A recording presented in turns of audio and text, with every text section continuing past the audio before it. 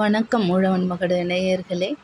ஐரோப்பியர் வருகையால் ஏற்பட்ட முதல் கர்நாடக போர், இரண்டாம் கர்நாடக போரினை கண்டோம். இப்பொழுது மைசூர் போர். மைசூரில் தளவாய் நஞ்சராசன் படையொன்றில் சிப்பாயாக பணியாற்றி வந்த ஐதர் அலி என்பான் வெகு விரைவில் அரசியல் ஏணியில் ஏறிவிட்டான்.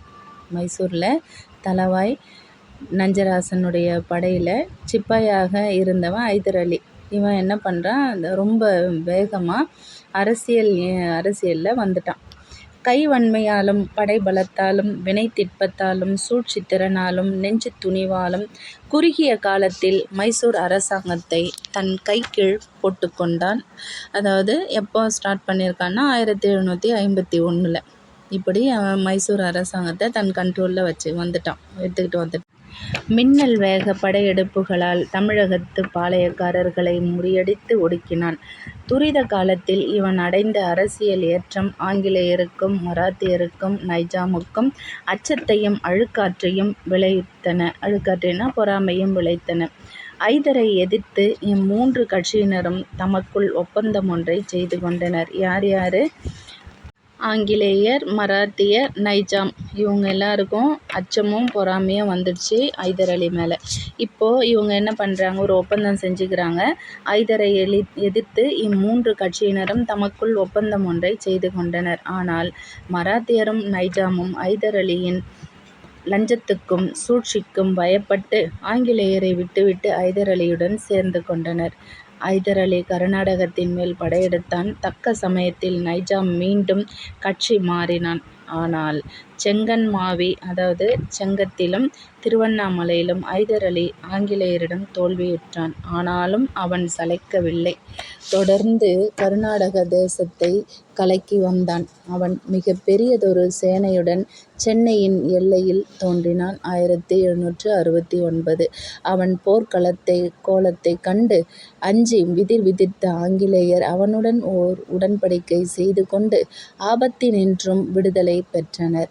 ஐதர் அலியை யாரேனும் தாக்கினால் அவனுக்கு படைத்துணை அளிக்க வேண்டும் என்று ஆங்கிலேயர் இவ்வுடன்படிக்கையின் கீழ் ஒப்புக்கொண்டனர். ஆங்கிலேயர் இப்போ ஐதர் அலிக்கு ஹெல்ப்பாக உதவியாக வந்துட்டாங்க. மராத்தியரும் நைஜாமும் எப்படி ஐதர் அலிக்கு பக்கபலமாக பொருளை வாங்கிக்கிட்டு மாறிட்டாங்களோ, அதுபோல் இவங்க ஒரு உடன்படிக்கை செஞ்சுக்கிட்டாங்க. ஐதர் அலிக்கு துணையாக நாங்கள் உதவியாக இருப்போம் அப்படின்னு சொல்லி ஆங்கிலேயர் ஒப்புக்கொண்டாங்க. இது ஆங்கிலேயருக்கு ஏற்பட்ட ஒரு இக்கட்டான நிலைமை ஆகும். இவங்க 2 பேருமே பவர்ஃபுல்லாக இருக்கும்பொழுது போய் அடிமையாக அவங்க கூட இருக்கிறேன் அப்படின்றது கொஞ்சம் ஒரு இக்கட்டான சூழலை ஏற்படுத்தியது. எனினும் 1771 மராத்தியர் ஐதர் அலியின் மேல் போர் தொடுத்த போது ஆங்கிலேயர் அவனுக்கு உதவி அனுப்ப தவறினர். ஆபத்தில் மராத்தியருடனும் அவன் கூட்டணி ஒன்றை அமைத்து கொண்டான். 1779. ஏன்னா ஆங்கிலேயர் ஹெல்ப் பண்ணலைன்றது தெரிஞ்சுக்கிட்டான். உடன்படிக்கை செஞ்சாங்களே தவிர அதைப்படி நடந்துக்கலன்னு சொல்லிட்டு மராத்தியரோடவே அவன் ஒரு உடன்படிக்கை செஞ்சுக்கிறான். 79. அரபிக் கடற்கரையில் பிரெஞ்சுக்காரருக்கு சொந்தமான மாகியை ஆங்கிலேயர் கைப்பற்றி கொண்டனர். அந்நிகழ்ச்சியை கண்டு ஐதர் வெகுண்டெழுந்தான். ஆங்கிலேயரை எதிர்த்து போர் முரசும் கொட்டினான். ஐரோப்பாவிலும் அமெரிக்காவிலும் நிலவிய அரசியல் அப்போது ஆங்கிலேயருக்கு கேடு சூழ்வதாகவே இருந்தது. பிரான்ஸ், ஸ்பெயின், ஹாலந்து நாடுகள் ஆகிய யாவும் ஆங்கிலேயரை எதிர்த்து அணிவகுத்து நின்றன. இத்தகைய வாய்ப்பானதொரு சூழ்நிலையை ஆவலுடன் எதிர்நோக்கி நின்ற பிரெஞ்சுக்காரர்கள் இந்தியாவில் தாம் இழந்த நாடுகளை மீட்டுக் கொள்வதற்காக திட்டமிட்டனர். அங்கே தானே பிரெஞ்சுக்காரரை எதிர்த்து எல்லாத்தையும் வாங்கினாங்க. இப்போது அவங்க காத்துக்கிட்டு இருந்தாங்க. நேரம் கிடச்சிருச்சு. ஐதர் அலி 1780 ஜூலை மாதம் 90,000 காலாள்களுடனும் 100 பீரங்கிகளுடனும் மைசூர் பீடபூமியினின்றும் வந்து செங்கன்மா கணவாயின் வழியாக கர்நாடக சமவெளியின் மேல் இறங்கினான். இந்த செங்கன்மான்றது செங்கம், திருவண்ணாமலை அப்படின்றத பார்க்குறோம், அந்த சரௌண்டிங். அதுக்கப்புறம் கர்நாடகம் என்பது சோழ நாடும் அதை சுற்றியுள்ள கடற்கரை பகுதி, சோழ கடற்கரை பகுதி தான் கர்நாடகம்னு இவங்க பேர் வச்சுருக்காங்க இல்லையா, அது. இப்படி இறங்கினான். ஆங்கிலேய கம்பெனியின் மேல் அவன் கொண்டிருந்த மாபெரும் சினமானது ஊழித் தீயாக மாறி கர்நாடகத்தை பற்றி கொண்டது. ஐதரின் சேனைகள் நாடெங்கும் தீ மூட்டின. தம் வழியில் நேரிட்ட ஊர்கள் அத்தனையையும் சூறையாடின. குழந்தைகள், பெண்கள் உள்ளிட்ட மக்கள் அனைவரையும் படுகொலை செய்தன. ஐதர் அலியின் வழியில் சிக்குண்ட உயிர்கள் யாவும் படுசூரணமாகி காற்றில் பறந்தன. அக்கம் பக்கத்து ஊர்களில் வாழ்ந்திருந்த மக்கள் பீதியினால் வீட்டையும் நாட்டையும் கைவிட்டு காடுகளிலும் மலைகளிலும் ஓடி மறைந்தார்கள். கர்னல் பெய்லி என்ற ஆங்கிலேய படைத்தலைவன் ஒரு படையுடன் ஐதரை எதிர்த்து நின்றான். கொதித்து புரண்டு வரும் ஐதரின் சேனைகளின் முன்பு அவனுடைய படைபலம் செல்லுபடியாகவில்லை. எனினும் வீரத்தோடு மைசூர் அணிகளை எதிர்த்து நின்று போராடினான். ஐதர் போர்த்திறனே மேலோங்கி நின்றது. கர்னல் பெய்லியும் அவனுடைய சிப்பாய்களும் துண்டு துண்டாக வெட்டுண்டு மாண்டனர். அவனுடைய படை அழிந்து சிதைந்து போயிற்று. 1780. அதற்கு முந்தைய ஆண்டு ஆங்கிலேயர் பம்பாயில் மராத்தியரிடம் பெற்ற படுதோல்வியும் கர்னல் பெய்லியின் தோல்வியும் ஒன்று சேர்ந்து பிரிட்டிஷ்காரரின் பெருமையை இறக்கித் தரைமட்டமாக்கி விட்டன. ஆற்காடும் ஐதரின் வசமாயிற்று. எனினும் ஆங்கிலேயர் சளைக்கவில்லை. அரசியல் சூழ்ச்சிகளில் கைவந்தவர்களான அவர்கள் மீண்டும் ஓர் அரசியல் சூதாட்டத்தில் இறங்கினர். அதன் விளைவாக மராத்தியரும் நைஜாமும் ஐதர் அலியை கைவிட்டனர். கல்கத்தாவில் ஆங்கிலேயரின் கவர்னர் ஜெனரலாக இருந்த வாரன் ஹேஸ்டிங்ஸ் என்பவன் நெஞ்சுத் துணிவுடையவன், சூழ்நிலைக்கேற்ற உத்திகளை கையாள வல்லவன். எத்தகைய எதிர்ப்பையும் எந்த வகையான நடவடிக்கைகளையும் மேற்கொண்டேனும் பணிய வைக்கக் கூடியவன். அவன் சென்னை கவர்னரை பதவியினின்றும் விலக்கினான். தன்னால் திரட்டப்படக்கூடிய அத்தனை சிப்பாய்களையும் அணிவகுத்து சர் அயர்கூட் என்னும் படைத்தலைவன் ஒருவன் தலைமையில் ஐதரின் மேல் ஏவினான். தன்னால் எவ்வளவு பொருள் கூட்ட முடியுமோ அவ்வளவையும் கூட்டி கையில் ஒப்படைத்தான். சிதம்பரத்தை அடுத்த பரங்கிப்பேட்டையில் பெரும்போர் விளைந்தது. 1781. அப்போரில் ஐதர் படுதோல்வியுற்றான். எனினும் ஆங்கிலேயரை அச்சுறுத்தி வந்த ஆபத்துகள் முற்றிலும் தீர்ந்தபாடில்லை.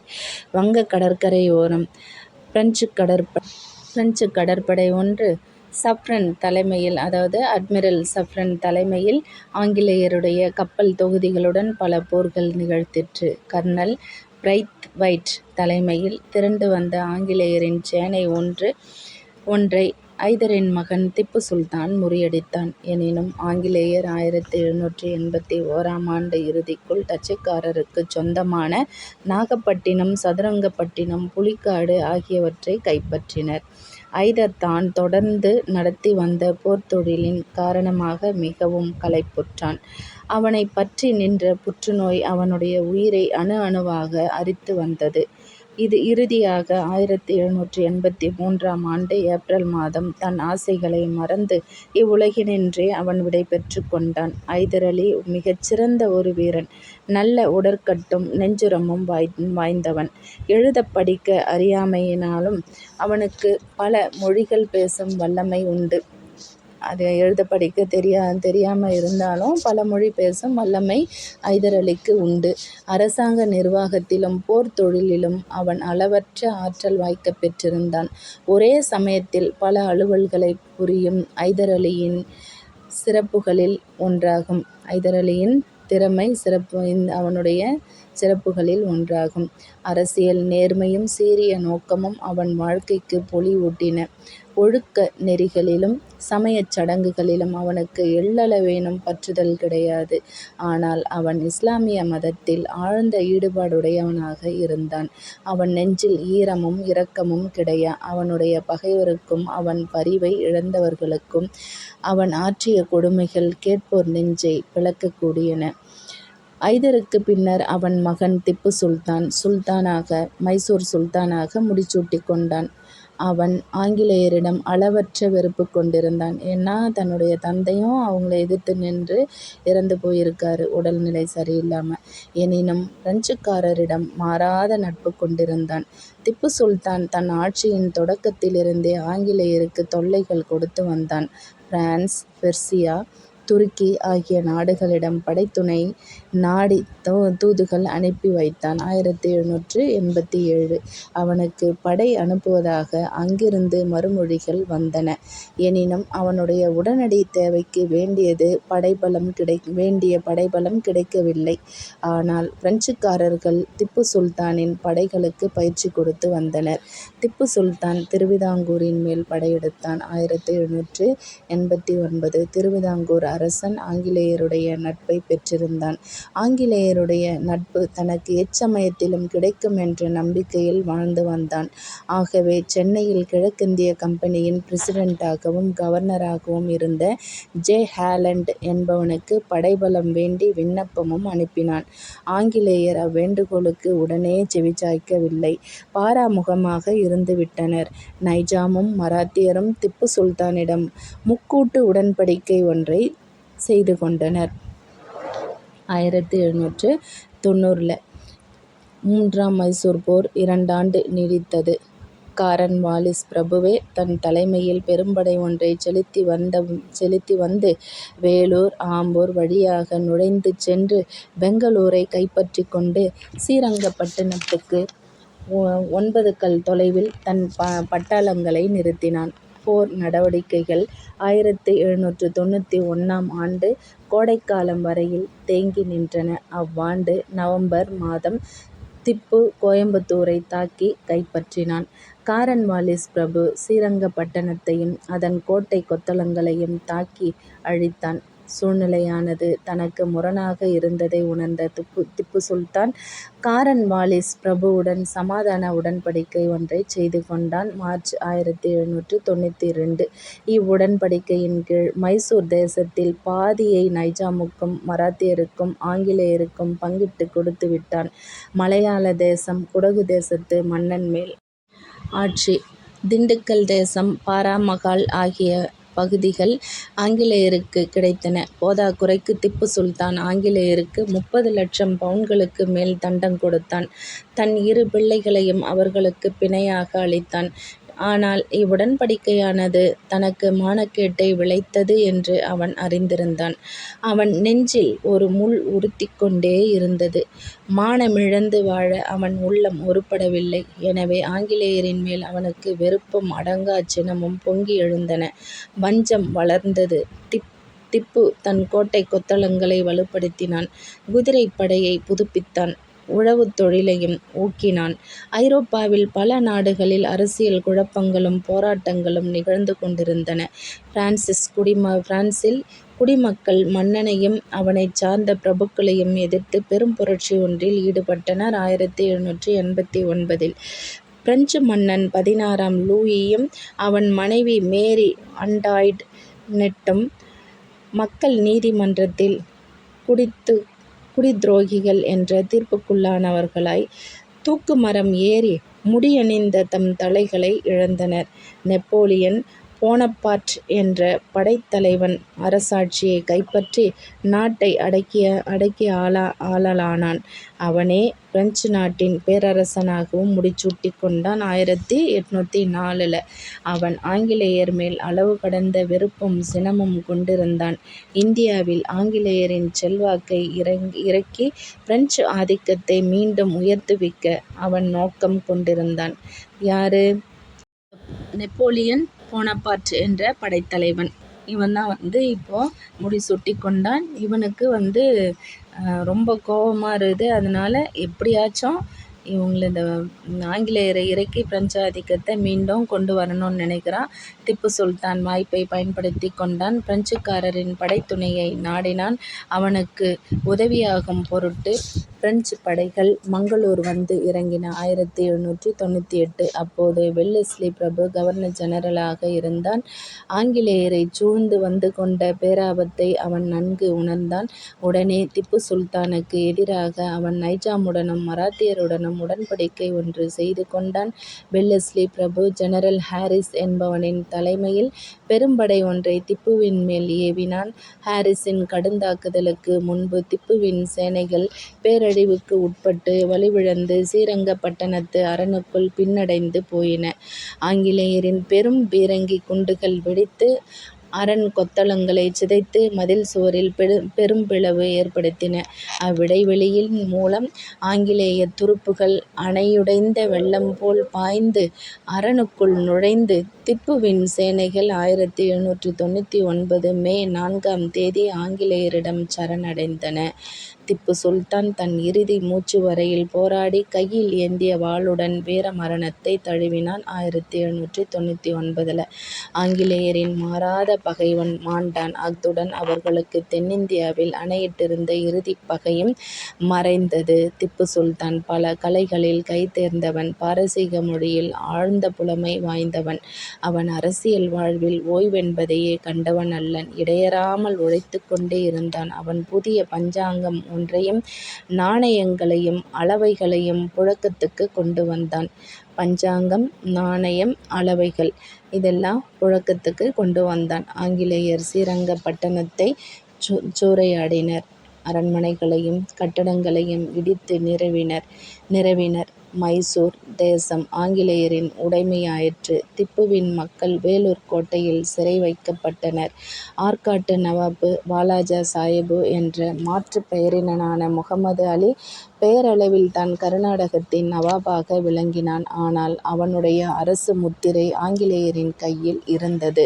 நவாப் முகமது அலியின் பெயரால் கிழக்கிந்திய கம்பெனிதான் அரசாங்கத்தை நடத்தி வந்தது. கர்நாடகத்தின் குடிமக்கள் ஆற்காட்டு நவாபுக்கு மட்டுமன்றி ஆங்கிலேயருக்கும் ஆட்பட்டவர்களாக இருந்தனர். நவாபு வாலாஜா தன் அரசாங்க பொறுப்புகள் அத்தனையையும் ஆங்கிலேயரின் கைகளில் ஒப்படைத்துவிட்டு இன்ப கோலாகலங்களில் காலங்கழித்து வந்தான். சென்னை பட்டினத்தில் சேப்பாக்கத்தில் நவாபுக்கு அழகான அரண்மனை ஒன்று எழுப்பப்பட்டது. 1768 அவ்வரண்மனை அமைக்கப்பட்டிருந்த அடிமனையில் பரப்பு 117 ஏக்கர்கள். அதைச் சுற்றிலும் எழுப்பப்பட்டிருந்த மதில் சுவர்கள் வடக்கில் கூவம் ஆற்றிலிருந்து தெற்கில் பாரதி சாலை வரையில் எட்டி நின்றன. மேற்கில் பெல்ஸ் சாலை வரையில் வந்தன. அந்த அரண்மனையின் முகப்பு வாயில் வாலாஜா சாலையில் நின்றது. அவ்வாயில் மூவளைவு கொண்டது. அரண்மனை இரு பகுதிகளாக அமைக்கப்பட்டிருந்தது. தென்பகுதிக்கு கலசமகால் என்று பெயர். அதன் மேல் சிறு சிறு கலசங்கள் பொருத்தப்பட்டுள்ளன. வடபகுதியில் உள்ள கட்டடத்திற்கு உமாயூன் மகால் என்று பெயர். அதில் திவான்கானா அல்லது தர்பார் மண்டபமும் இருந்தது. இவ்விரண்டு கட்டடங்களின் இடையே நிற்கும் சதுரமான மாடக்கோபுரம் பிற்காலத்தில் பிரிட்டிஷ் அரசாங்கத்தால் கட்டப்பட்டது. இவ்வரண்மனையில் இப்போது பல அரசாங்க அலுவலகங்கள் நடைபெற்று வருகின்றன. வடபகுதிக்கும் கடற்கரை சாலைக்கும் இடையில் எழிலகம் அண்மையில் கட்டப்பட்டுள்ளது. சென்னை பல்கலைக்கழக கட்டடங்கள் நிற்கும் இடத்தில் கூவத்தின் கரையின் மேல் நவாபுவும் அவன் குடும்பத்தினரும் நீராடும் துறை அமைக்கப்பட்டிருந்தது. இப்போது மாநிலக் கல்லூரியின் முதல்வர் தங்கியுள்ள விடுதியில் அப்போது நீதிமன்றம் ஒன்று செயல்பட்டு வந்தது. கர்நாடக வருமானத்திலிருந்து தனக்கு கிடைத்த பொருளைக் கொண்டு நவாபு வாலாஜா வாழ்க்கை போகங்களை விலை கொடுத்து வாங்கி அனுபவித்து வந்தான். பரந்து விம்மிய வங்கக்கடல் போல் விரிந்து கிடந்த இன்பங்களையெல்லாம் தூக்கி அவனுக்கு கிடைத்த வருமானம் போதவில்லை. கம்பெனி அலுவலரிடமும் ஏனையோரிடமும் ஆற்காட்டு நவாபு அளவிறந்த கடன் வாங்கினான். அவற்றுக்கு முறையற்ற வட்டிகளையும் கொட்டிக் கொடுத்தான். தான் பட்ட கடன்களுக்கு ஆற்காட்டு தேசத்தை ஈடுகட்டி வந்தான். அவனுக்கு கடன்கள் வாரிக் கொடுத்திருந்த ஆங்கிலேயரின் பேராசை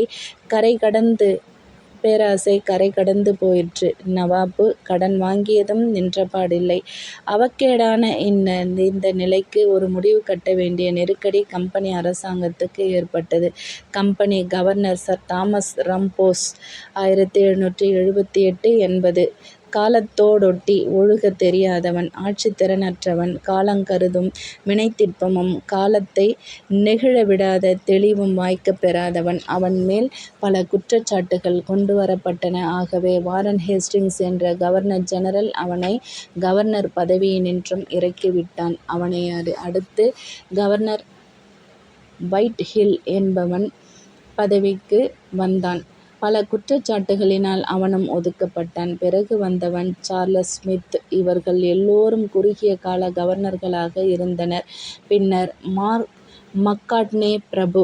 லார்ட் மக்கார்ட்னே 1781-85 கவர்னராக பதவியேற்றார். வந்தவாசியிலும் புதுச்சேரியிலும் ஐதர் அலியை தோல்வியுறச் செய்து பிரிட்டிஷ் அரசை தேடி வந்த அழிவுக்காலத்தை தடுத்து நிறுத்திய சர் ஆயர்கூட் என்ற படைத்தலைவன் இந்த கவர்னர் காலத்தில்தான் சென்னையில் களைப்பினாலே கண்ணை மூடினான்.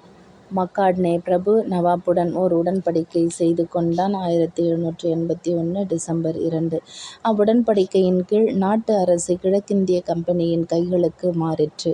கர்நாடக வருமானத்தில் 1/6 பங்கை நவாபு தன் ஜீவனாம்சமாக பெற்றான். அவனுக்கு கடன் கொடுத்திருந்தவர்கள் அனைவரும் தத்தம் கடனை திருப்பித் தரும்படி அவனை ஒருங்கே நெருக்கலானார்கள். ஆகவே கம்பெனியின் வருமானம் முழுவதும் நவாபு வாலாஜாவினிடமே ஒப்படைக்கப்பட்டது. நவாபுக்கு பழம் நழுவி பாலில் விழுந்தது.